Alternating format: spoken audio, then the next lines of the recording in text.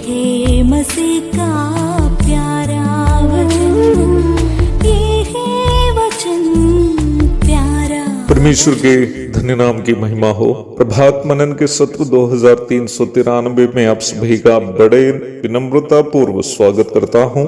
आइए आज के मनन के लिए हम पढ़ते हैं पत्रस की पहली पत्री 3 अध्याय उसकी 8 और 9 पद। अतः सबके सब एक मन और कृपामय और भाईचारे की प्रीति रखने वाले और करुणामय और नम्र बनो। बुराई के बदले बुराई मत करो और न गाली के बदले गाली दो, पर इसके विपरीत आशीष ही दो, क्योंकि तुम आशीष के वारिस होने के लिए बुलाए गए हो। हम इस बात को पूर्व में देख चुके हैं कि अपने यहूदी जाति वालों से और रोमी प्रशासन से एक ही समय सताए जाने वाले उन मसीह विश्वासियों को जो रोम साम्राज्य के विभिन्न प्रदेशों में रहते थे सांत्वना देते हुए प्रेरित पत्रस ने उन्हें ये पत्री भेजी थी। अत्यधिक सताए जाते समय विपरीत में कुछ करने की इच्छा किसी भी इंसान के अंदर यदि उत्पन्न हो जाता हो तो वो स्वाभाविक है। विशेषकर सताए जाने वाले लोग भी स्थानीय लोग होने पर बिना कोई बुराई किए नियमित रूप में यदि कोई सताए जाए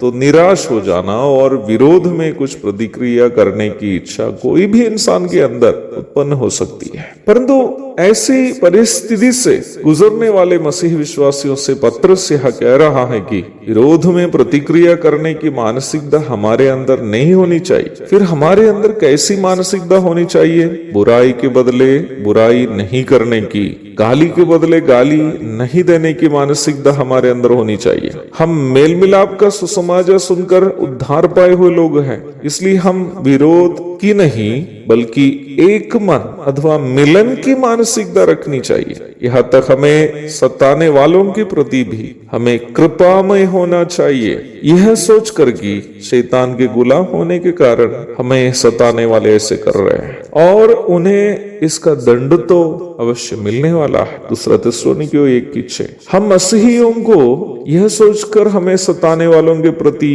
कृपामय अथवा करुणामय दयालु होनी चाहिए कि वे दंड भुगतने जा रहे हैं। इस प्रकार की एक मानसिकता हमारे अंदर यदि उत्पन्न होनी हो तो हमें नम्र बनने की अनिवार्यता है। जब हमें लगता है कि हम कुछ है तो हमेशा दूसरों को हराने और स्वयं जीतने की इच्छा हमारे अंदर रहती है। पर जब हमें लगता है कि हम कुछ भी नहीं है और जो कुछ भी हम हैं वो केवल और केवल प्रभु के कारण है, तो जहां हम दूसरों को हरा सकते हैं या जहां हम आराम से जीत सकते हैं और बदला दे सकते हैं, उधर भी स्वयं हारने और अगले को जीतने देने की मानसिकता हमें उत्पन्न हो जाए। आखिर देखा जाए अपनी सौभाग्यताओं को सौभाग्यहीनों के लिए त्यज कर सौभाग्यहीन को सौभाग्यशाली होकर देखने की मानसिकता ही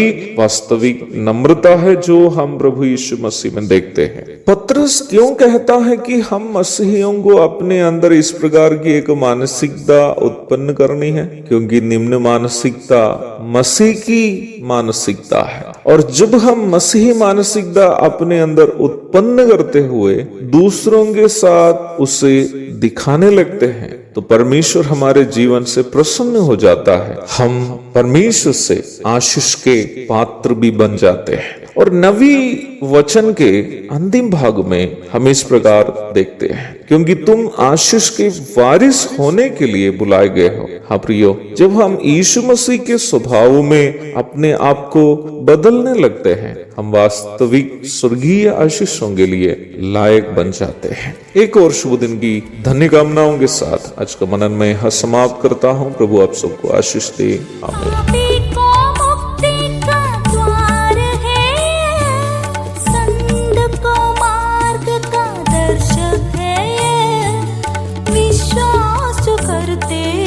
उसके लिए अनंत जीवन का